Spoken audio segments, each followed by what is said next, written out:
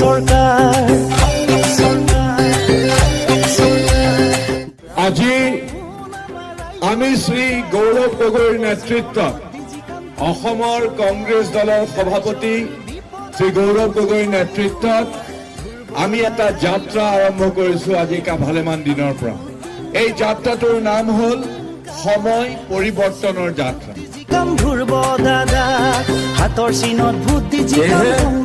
আমি আকৌ কংগ্ৰেছ দল ওলাই আহিছো।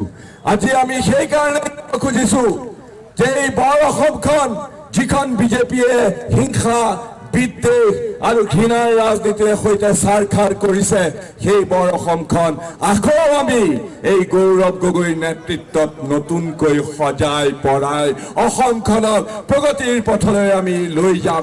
আৰু সেয়েহে এই গোটেই যিটো যাত্ৰা, এই যাত্ৰা হৈছে সময় পৰিৱৰ্তনৰ যাত্ৰা। কংগ্ৰেছ পাৰ্টি জিন্দাবাদ, মল্লিকাৰ্জুন খাৰ্গে জিন্দাবাদ, মল্লিকাৰ্জুন খাৰ্গে জিন্দাবাদ। ইয়াৰ আগতে বিভিন্ন মুখ্যমন্ত্ৰীৰ নাম ইতিমধ্যে প্ৰদীপ বৰদলৈ ডাঙৰীয়া লৈছে। কেতিয়াও আমি এনেকুৱা এটা উদাহৰণ দেখা পোৱা নাই যে একে ঘৰৰ ভিতৰত 12,000 বিঘা মাটি এটা বিশেষ পৰিয়ালৰ সদস্যসকলৰ নামত আছে। এইবাৰ আমি প্ৰথমবাৰ দেখা পাইছো।